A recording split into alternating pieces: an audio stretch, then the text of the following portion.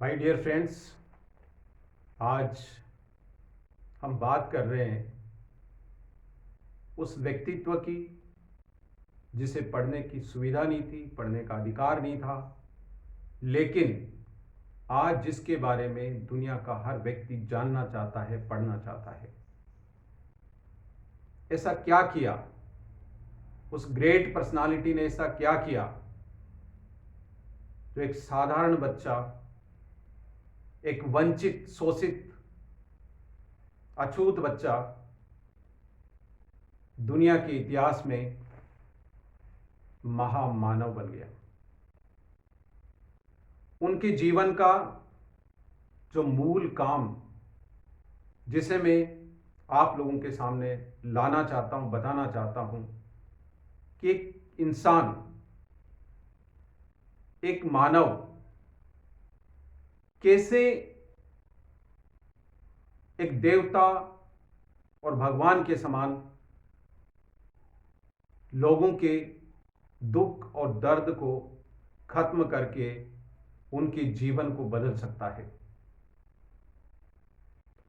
बाबा साहब डॉक्टर भीमराव अंबेडकर की बात करें तो उनके पास सबसे बड़ा जो जादू था वह था power of now. Power of now का मतलब क्या होता है? वर्तमान समय की ताकत को समझना। बाबा साहब डॉक्टर भीमराव अंबेडकर ने पावर ऑफ नाउ को समझा, वर्तमान समय की ताकत को समझा, समय का ऐसा सदुपयोग किया कि वह एक साधारण से असाधारणतम इंसान बन गए। ऐसा क्या किया उन्होंने? ऐसा कैसे हुआ? मैं आपको बताना चाहता हूं।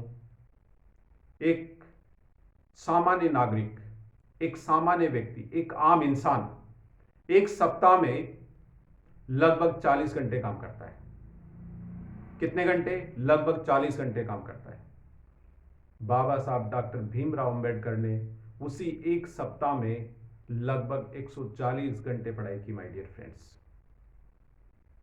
आप अंदाजा लगा सकते हो, एक सप्ताह के अंदर 100 घंटे अधिक हो जाना एक महीने में कितना आगे बढ़ा सकता है, एक साल में कितना आगे बढ़ा सकता है, और साल दर साल वह इंसान अन्य लोगों से कितना आगे बढ़ गया।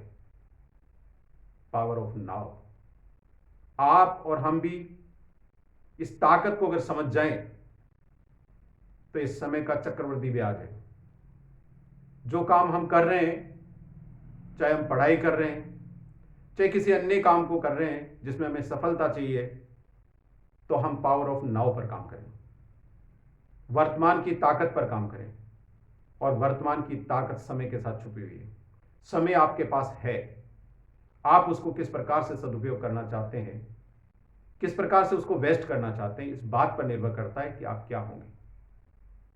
बाबा साहब डॉक्टर भीमराव अंबेडकर ने समय की ताकत को समझा, उस समय की ताकत का सदुपयोग किया।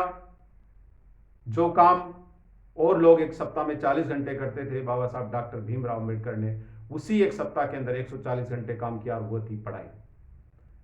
पढ़ाई की, पावर ऑफ नाउ को उन्होंने पावर ऑफ नॉलेज में कन्वर्ट किया।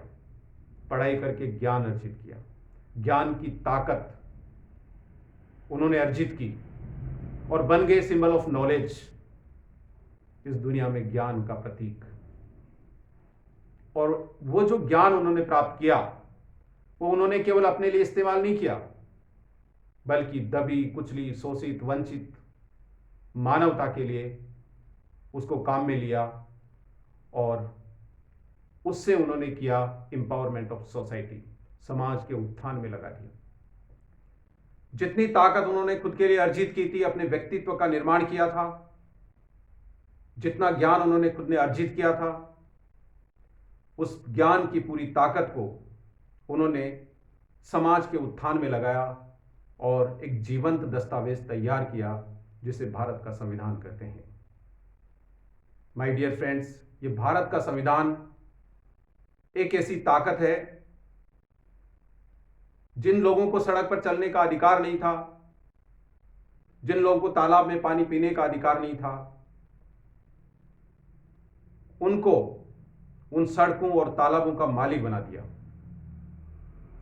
जिस नारी को घर से बाहर निकल करके समाज में उठने बैठने का अधिकार नहीं था, उसी नारी को इस देश का प्रधानमंत्री और राष्ट्रपति बनने तक का मौका दिया। तो ये उस संविधान की ताकत है, that is the power of constitution. और ये जो महान भारत राष्ट्र का निर्माण होते हुए हम देख रहे हैं, जो हजारों सालों तक गुलाम रहा, लेकिन जब इसे आज़ादी मिली, और आज़ादी नहीं मिली बल्कि एक महान संविधान मिला, और वह थी बाबा साहब डॉक्टर भीमराव अम्बेडकर की एक महानता का दस्तावेज जो उन्होंने हासिल किया। पावर ऑफ नाउ को कन्वर्ट किया पावर ऑफ नॉलेज, और फिर किया उन्होंने एम्पावरमेंट ऑफ द सोसाइटी। बाबा साहब डॉक्टर भीमराव अम्बेडकर ने जो किया अपने जीवन काल में, उन्होंने उसको शब्दों में समझाने की कोशिश नहीं की, बल्कि लोगों से अपने जीवन के उन अनुकरणीय चीजों को समझ करके उनके समान बनने के आग्रह किया। और वह चाहते थे कि समाज के लोग उनकी तरह पावर ऑफ नाउ, समय का सदुपयोग करें,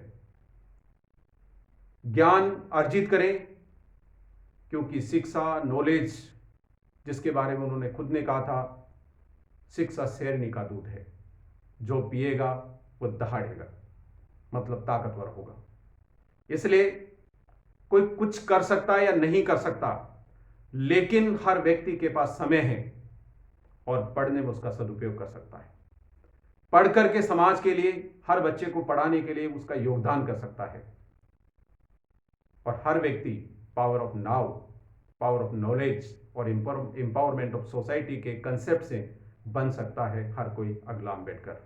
जय भीम, जय भारत, धन्यवाद।